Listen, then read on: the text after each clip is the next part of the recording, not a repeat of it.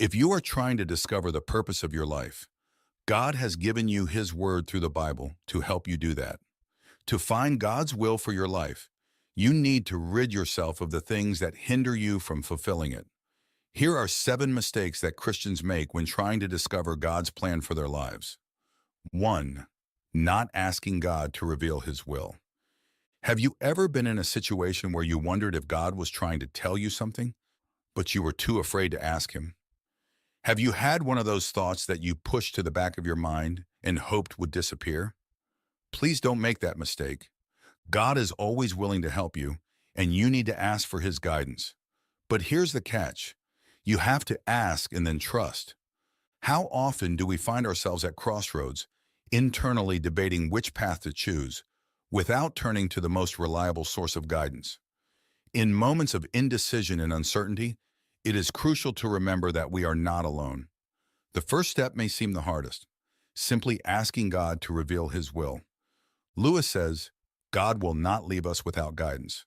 We are very willing to listen, however, we are often very reluctant to obey. The act of asking is an invitation to a deeper and more confident relationship with God, where true guidance is revealed, strengthening our faith. In Proverbs 3, we are advised, trust in the Lord with all your heart and lean not on your own understanding. In all your ways submit to Him, and He will make your path straight. Trust fully and He will guide us. So do not let fear or hesitation prevent you from asking the most important question. Lord, what is your will for my life? Ask that question, and you will open the doors to a new destiny, where every step is guided by God's sure hand. Remember, the key is in asking, and most crucially, in trusting the answer. It is a pilgrimage toward a closer and more confident relationship with the Creator. 2. Not giving God time to answer. When you ask God to reveal His will, it may not happen immediately. It may take years or even decades for His promises to be fulfilled. In our quest for God's will, we often expect quick and clear answers. But God's timing is not our timing. Patience is indeed an essential component of faith.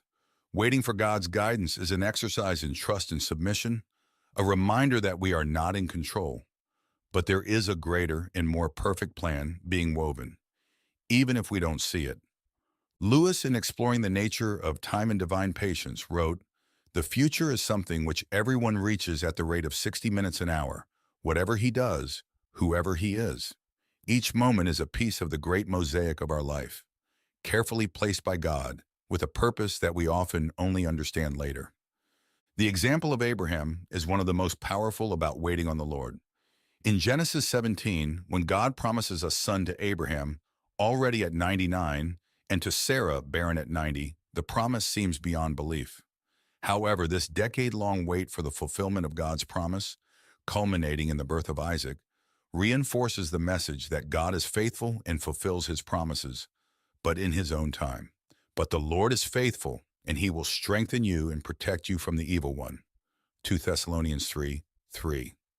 So as you wait for God's answers, remember that waiting is not an empty space to be filled with anxiety. It is a space to be filled with preparation and growth.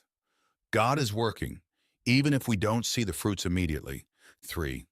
They listen to other voices instead of God. In a world filled with noise and incessant voices, finding God's voice can seem like a Herculean task. The opinions of others, social demands, and even our own expectations can drown out the gentle whisper with which God often speaks to our hearts. It is crucial, then, to learn to distinguish these voices and focus on the one that truly guides and brings peace. You know that phrase, "Sticks and stones may break my bones, but words can never hurt me"? It's not true. Words hurt, and if you pay attention to what you're saying, you'll realize you're actually hurting yourself. In today's world, people are surrounded by many voices. We have thousands of voices clamoring for us to listen to them. Unfortunately, many of these voices distract us from hearing God's voice. C.S. Lewis touches on this point insightfully in his writings, highlighting the importance of being attentive to external influences. In one of his reflections, he observes, "It is what comes out of a man that defiles him." It is dangerous to allow external voices to shape our inner selves, to the detriment of the inner voice, the one that echoes divine truth. The Bible offers clear guidance on how we should proceed amid so many voices. In John 10:27, Jesus says, "My sheep listen to my voice. I know them, and they follow me." This verse not only reinforces the importance of listening to God, but also assures us that, as His sheep, we are capable of recognizing His voice among many others. When you find yourself surrounded by multiple voices clamoring for your attention, take a pause and ask yourself, am I listening to the voice that truly matters?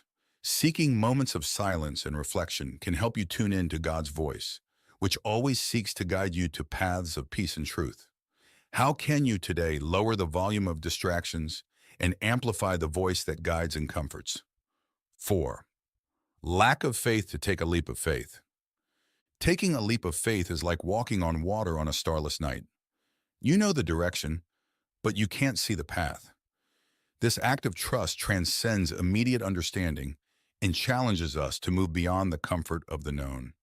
Fear of the unknown is natural, but it should not be a hindrance when we feel the call to move forward. C.S. Lewis, in his Reflections on Faith and Doubt, once said, "Faith is the art of holding on to things your reason has accepted, despite your changing moods."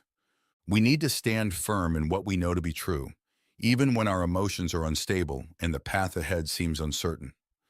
The story of the rich young ruler, as narrated in Mark 10, is a powerful illustration of the struggle between the desire to follow Christ and the attachment to earthly securities. Jesus challenged him to take a leap of faith, to abandon his riches in exchange for treasure in heaven. The young man's inability to give up what he possessed reflects a divided heart, not yet ready to fully surrender to the faith that called him to a life of fullness in Christ. True faith calls us to look beyond human limitations and believe in divine providence. Each leap of faith is an opportunity to witness the transformative power of God in our lives. Ask yourself, what am I holding on to so tightly that is hindering my walk with God? Consider what may need to be left behind to more fully follow Christ. How can you strengthen your faith to take this next crucial step? 5. They don't trust God in all areas of their lives. Trusting God is an exercise in total surrender, not selectivity. It's easy to trust when the sea is calm, the sky clear, and all is well. But the true measure of faith is revealed in storms, when waves threaten and the sky darkens. Trusting God in all areas of our lives means acknowledging that He is sovereign not only in moments of joy, but also in times of challenge and uncertainty. If you've seen other videos here on the channel, you know that C.S. Lewis went through terrible situations in his life, and because of that, he could find strength in God. And then he writes, "We never find the true faith until we find it necessary." Lewis's observations suggest that our faith is more deeply formed and strengthened in moments when we are compelled to rely entirely on God, in times when other aids fail.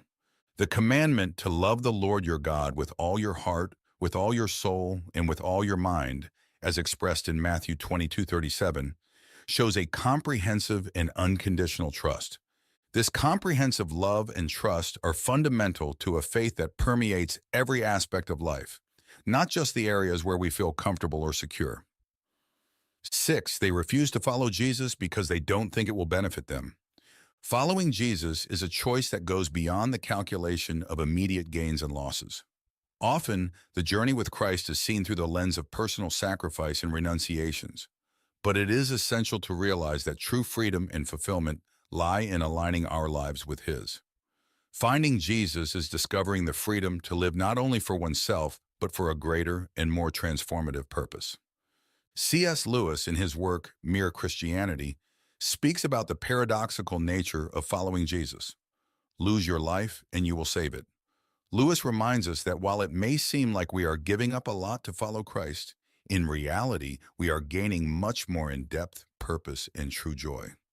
Jesus' invitation in John 14:12, "If you believe in me, you will do what I have been doing," is not just a call to replicate His miracles, but primarily to adopt His way of love, service, and self-sacrifice.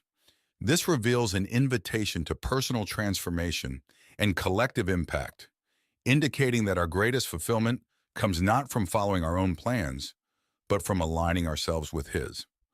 So if you find yourself hesitant to follow Jesus for fear of losing your own way, Consider the invitation to a life of broader significance.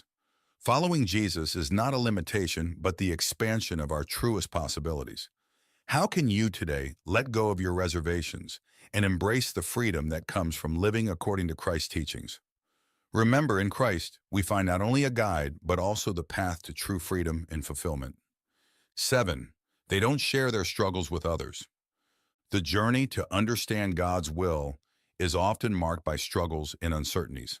The pressure to maintain a facade of perfection can be overwhelming, but it's crucial to remember that true strength is found in vulnerability. Sharing our struggles is not a sign of weakness, but a courageous step towards healing and growth. By opening our hearts, we discover that our battles are universal and that mutual support is essential. C.S. Lewis, in his letters, often encouraged his readers to share their difficulties with others.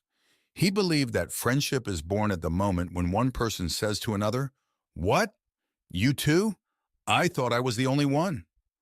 This quote from Lewis underscores the importance of supportive communities where we can freely express ourselves and receive the encouragement needed to face our challenges. The Bible is filled with examples of figures who shared their struggles.